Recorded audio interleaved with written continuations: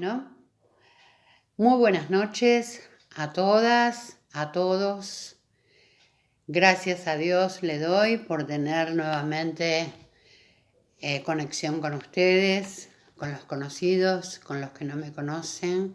Pero bueno, gracias a Dios porque me permite dar una palabra de aliento, de apoyo muchas veces y otras contarles lo que Dios quiere de cada uno de nosotros, ¿no es cierto? Y por qué muchas veces. En el día de hoy, Dios quería que yo hablara de lo que es la iglesia en sí, ¿no? Yo le puse un título. El título que le puse fue ¿qué iglesia quiere Dios? ¿No? Y vamos a ir en principio al libro de Mateo, capítulo 16, versículo 18. Y dice lo siguiente: y yo también te digo que tú eres Pedro, y sobre esta roca edificaré mi iglesia, y las puertas del Hades no prevalecerán contra ella, ¿no? El Hades habla de los muertos, que pueden ser muertos espirituales o muertos, que no han muerto en Cristo, que no han seres que no estaban en el camino de Dios, ¿no es cierto? Pero hablar de la iglesia significa hablar de cada uno de nosotros, porque cada uno de nosotros conforma esa iglesia, ¿no? La iglesia es el cuerpo de Cristo. O sea, si tú crees, ¿no? En Dios, sabrás que Él es la cabeza de la iglesia, porque Él es el que la fundó. ¿Bien? ¿Y qué es lo que quiere Dios? Y Dios quiere algunas cosas. Por ejemplo, Dios quiere una iglesia convertida, ¿no? Porque ¿de qué sirve ir a una iglesia si no tenemos una conversión real y verdadera, ¿no? Convertirse quiere decir dejar la vieja vida para tener una nueva vida en Cristo Jesús. Y para eso vamos a ir al libro de Hechos, en el capítulo 3, versículo 19. Y ahí nos dice claramente, ¿no? ¿Qué es lo que Él quiere? Y está hablando en modo imperativo, ¿no? O sea, es como un mandato. Y dice así: así que arrepentíos y convertíos, para que sean borrados vuestros pecados, para que vengan de la presencia del Señor tiempos de refrigerio. Qué bueno, ¿no? Dice que nos arrepintamos y que nos convirtamos, ¿no? O sea, está pidiendo primero arrepentimiento y después convertirnos, o sea, ser nuevas criaturas. Morir a la persona vieja para nacer a una nueva persona, ¿no? Y dice que, ¿para qué? Para que sean borrados nuestros pecados, ¿no? Dice la palabra que cuando nosotros nos arrepentimos y le pedimos perdón a Dios por nuestros pecados, Él tira a la mar del olvido todos nuestros pecados y ya no se acuerda nunca más. O sea que si vos te arrepentiste y ya le pediste perdón porque hiciste algo mal, tranquilo o tranquila, ya te perdonó, ya no se acuerda más Dios de eso. No vuelvas al pasado, ¿está? Porque Dios ya te perdonó, ya echó en la mar del olvido tus pecados, ya no se acuerda más. Entonces, ya nuevamente iniciar tu nueva vida, porque también te dice, te perdono, pero no vuelvas a pecar. Eso es importante, ¿no? Y dice, para que vengan de la presencia del Señor tiempos de refrigerio. Qué lindo. El refrigerio uno se toma, se relaja, toma un cafecito, lee una palabra o lee un libro, o tiene una charla con alguien. ¿Para qué? Para que venga ese tiempo de paz, esa paz interior que sentimos cuando nos liberamos de eso que tanto nos pesaba, ¿no? Porque una vez que nos arrepentimos y que pedimos perdón y nos convertimos, recibimos ese refrigerio, esa paz, ese aire puro, ese soplo del aliento de Dios que hace que nosotros nos sintamos bien, ¿no? O sea, es muy claro Pedro en la palabra cuando dice refrigerio, ¿no? Que una vez que sucede el arrepentimiento, la conversión y todo, viene el tiempo de el refrigerio, viene el tiempo de la paz, digamos, ¿no? En el libro de Romanos, vamos a ir al libro de Romanos, capítulo 12, versículo 9 al 11, habla de los cristianos y sus hermanos en la fe, ¿no? Cuando uno camina en la fe. Y dice así en el versículo 9, el amor sea sin fingimiento, aborreced lo malo, seguid lo bueno. Amaos los unos a los otros con amor fraternal, en cuanto a honra, prefiriéndoos los unos a los otros. En lo que requiere diligencia, no perezosos, fervientes en espíritu, sirviendo al Señor. Y los que permanentemente estamos en la iglesia, bueno, sabemos que somos cristianos, por lo menos los que asistimos, los que tenemos un servicio, ya sea dando la palabra, ayudando en la iglesia, en un encuentro, donde fuere que Dios nos haya puesto, tenemos un deber, una tarea dentro de la iglesia, ¿no? Los que somos cristianos. O al menos hemos recibido a Cristo como nuestro único Salvador, ¿no?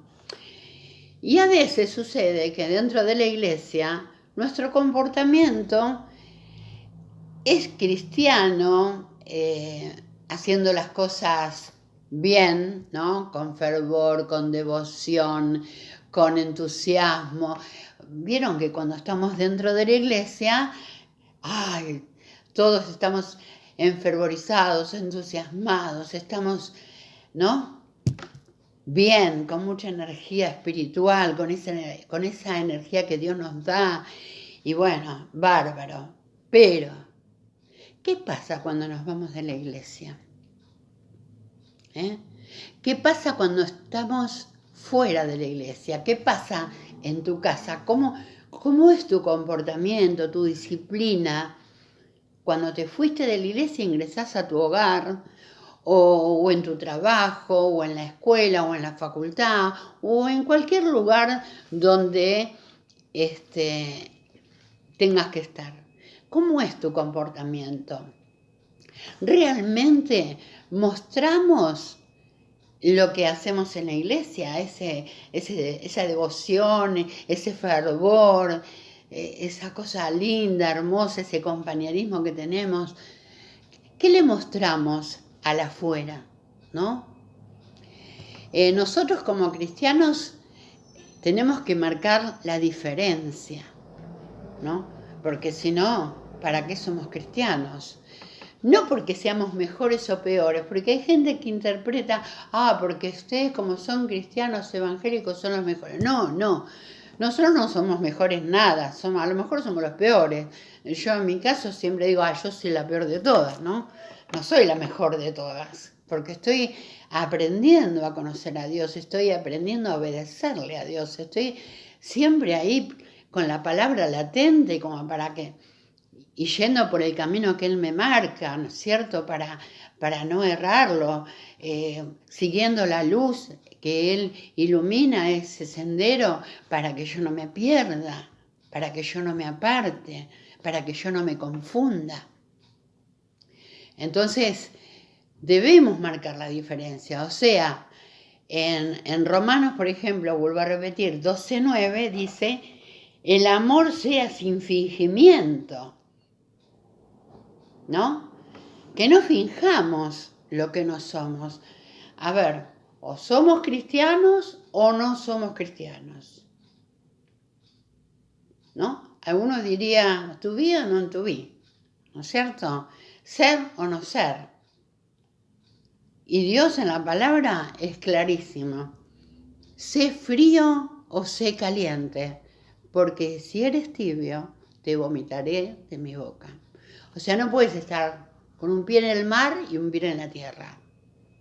Tenés que tomar una decisión. Es personal, pero tenés que tomar una decisión. ¿En dónde querés estar? ¿En qué caminos querés andar? Porque de eso depende lo que vos vas a hacer y de eso depende también de tu disciplina, de tu comportamiento, de lo que Dios acepte de vos, ¿no? Que esté orgulloso de vos, que esté contento con su hijo, ¿verdad? Que no tenga fingimiento. O sea, que debemos vivir una vida cristiana con ganas, como dije antes, con entusiasmo, ¿no? En el libro de la primera de Pedro, que creo que estaba por acá, espérenme un segundito.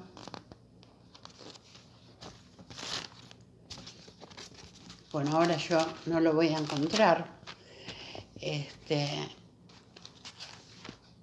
Más o menos, de lo que recuerdo de la palabra, dice que Él nos sacó de las tinieblas, de lugares oscuros, ¿no? ¿Para qué? Para darnos luz, para que no andemos en tinieblas, ¿no?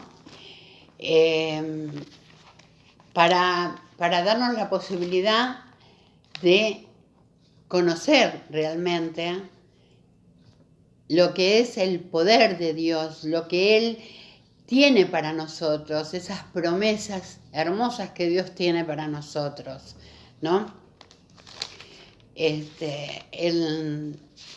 el capítulo 2, por ejemplo, de la primera de Pedro y el versículo 9, dice, mas vosotros sois linaje escogido, real sacerdocio, nación santa, pueblo adquirido por Dios, para que anunciéis las virtudes de aquel que os llamó de las tinieblas a su luz admirable. ¿Qué palabra? ¿No? Dice que somos linaje escogido, ¿no? Que somos sacerdotes. Bueno, yo no sé si he llegado a sacerdote. Yo, trasladándolo a estos tiempos, yo soy una herramienta del taller del maestro, yo soy una obrera de él, yo estoy a su servicio. Sí soy una hija de Dios, porque Él me eligió y después me escogió, ¿no? Y Él me usa, tal como herramienta que soy, para enseñarles a otros de las virtudes de aquel que nos llamó, como dice acá, dice, para anunciar las virtudes de aquel que nos llamó de las tinieblas, o sea, nos sacó de la oscuridad a la luz, a su luz. Esa luz, acá dice admirable, ¿no? Yo digo esa luz hermosa, potente, la que nos señala el sendero para que no nos equivoquemos, para que nunca más andemos en tinieblas. Por eso Jesús dice, vosotros sois la luz del mundo, ¿no? Y eso es lo que tenemos que reflejar en realidad, que somos hijos de Él, que somos hijos de la luz. Entonces, estamos en la iglesia, salimos de la iglesia y tenemos que reflejar todo ese amor, todo eso que Él nos dio, en nuestra casa, en nuestro trabajo, en nuestros lugares de estudio, en un club, en cualquier lugar donde nos encontremos. Tenemos que los demás vean ese reflejo, que los demás puedan ver esa luz que hay en nuestro rostro y en nuestro vivir. Porque enseñar con la palabra, bueno, podemos hablar, pero cuando predicamos de dos maneras, con la palabra y con el ejemplo. Por eso digo, ¿qué hacemos cuando salimos de la iglesia? ¿No? ¿Acepta a Dios que haya un cambio cuando salimos de ahí? Creo que no. Dios nos sacó de lugares oscuros, de las tinieblas, para darnos esa luz, como dice, admirable, y no podemos vivir de cualquier manera, no podemos hacer lo que nos plazca, porque somos sus servidores, somos sus guerreros, sus guerreras del Dios Altísimo. ¿Y Él qué es lo que quiere realmente? ¿No? Él quiere que seamos luz y que le mostremos el camino de Dios a toda la humanidad. Si pudiéramos, ¿no? Ojalá que el Señor prepare esos caminos para llegar a todas partes. Que no haya nadie que no conozca que tiene un Dios que lo ama, que lo protege, que lo ampara y que tiene muchas promesas para Él, ¿no? Es bueno que todo el mundo se entere, ¿no es cierto?, de que tiene ese Dios, ¿no es cierto? Entonces, ¿qué es la iglesia? La iglesia es un cuerpo, todos unidos, ¿no es cierto? Y somos poderosos cuando estamos unidos, sobre todo cuando estamos unidos en oración, ¿no? Porque dicen que la oración tiene poder, la oración del eficaz, del justo, tiene poder. Y si somos más de 2, y si somos 100, 1000, los que fueran, que estamos unidos en Cristo, somos poderosos, ¿no? ¿Y qué debemos tener con respecto a nuestro hermano cristiano y aún a aquel que todavía no conoce de la palabra? Tenemos que ser compañeros, tenemos que tener compañerismo, tenemos que ser bien espirituales, tenemos que ser portadores del Espíritu Santo, porque Jesús cuando ascendió dijo, yo me voy, pero les dejo a alguien, ¿no? Al Espíritu Santo, para que no quedemos solos, ¿no es cierto? Y aunque no nos conocemos toda la iglesia, porque imagínense, la iglesia está compuesta por gente de todo el mundo, no somos solamente la iglesia donde yo me congrego, donde tú te congregas o donde se congrega, no. La iglesia, como la conformamos cada uno de nosotros, es mundial. Está compuesta por gente de todo el mundo. Está compuesta por chicos, por por adolescentes, por adultos mayores. Hay de todas las edades. Entonces, la iglesia está compuesta por gente, es un cuerpo que está compuesta por gente de todo el mundo. Gracias a Dios, ¿no? Pero nosotros, desde nuestro lugar, tenemos que ser espirituales, tenemos que tener compañerismo, tenemos que ayudarnos los unos a los otros, donde no puede existir el celo, donde no puede existir, ay, sí, porque ella tal cosa, porque él tal otra. No, Dios no quiere eso. Dios quiere que nos ayudemos. Y si un hermano no sabe algo, se lo decimos, pero aparte, lo llevamos aparte y le hablamos, ¿no? Y le contamos y le decimos, mirá, esto es así y así, ¿no?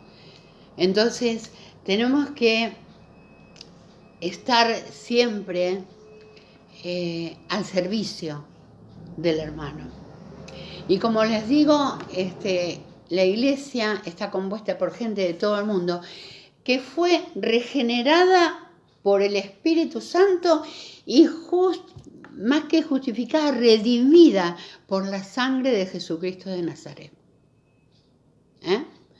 Así está compuesta la iglesia cristiana, digamos, los que se han arrepentido, los que se han convertido, los que día a día damos esa gotita de amor y de misericordia a cada uno de nuestros hermanos, ¿no? Alegrarnos por su crecimiento espiritual, alegrarnos por todos los trabajos que hace. Eso es ser un buen compañero, Entonces, queridos hermanos y hermanas, amigos y amigas, no sé dónde llegará esta palabra, Dios quiera, y yo creo que Dios va a querer que sea distribuida en todas partes, allí donde no se conoce a Dios, o donde hay gente que no está yendo por el camino correcto y necesita que le digan, mirá, este es el camino. Y bueno, Jesús es el camino, la verdad y la vida, ¿no? Lo dije el otro día y lo vuelvo a repetir. Esa es la única verdad. Seamos imitadores de Cristo. Y cada vez que tengamos que hacer o decir algo, primero hagámonos una pregunta. ¿Qué haría Jesús en mi lugar? Y enseguida vas a tener la respuesta. Bueno, hermanos queridos, creo que este es tiempo de reflexión, donde debemos aborrecer el mal y no hacernos cómplices de las cosas de este mundo, porque ahí sí que vamos por mal camino. No seamos cómplices, no nos dejemos contaminar con las cosas del mundo. No vayamos como manadas al matadero, porque después no hay vuelta. Una vez que tiraste el dardo no lo podés detener. Entonces tenemos que ser aborrecedores del mal, ¿no es cierto? ¿Por qué? Porque somos hijos de la luz, somos hijos de Dios. Entonces no podemos estar en un lugar contaminante, ¿no? Y cuando vos estás en el camino correcto, el Espíritu Santo te redarguye y te avisa. Entonces tenemos que estar atentos a todo lo que vamos a hacer o vamos a decir. Tenemos que cuidar mucho nuestra lengua, porque lo que digamos con nuestra lengua y lo que declaremos, eso es, así dice la palabra, ¿no? Así que hermanos queridos, amigos, por esta noche, lo único que me resta es darle las muchas gracias a Dios por haberme permitido hablarles. Gracias al Padre, gracias al Hijo, gracias al Espíritu Santo de Dios. Y gracias por sobre todas las cosas y reconocer a Jesús en todos tus caminos. Porque Él es nuestro Rey de Reyes y nuestro Señor de Señores. Maravilloso. Tengan ustedes muy buenas noches, que Dios los bendiga, que Dios les abra el entendimiento y les dé sabiduría desde lo alto para entender la palabra de Dios. Así que los abrazo fuertemente y les envío la luz de Cristo. Buenas noches.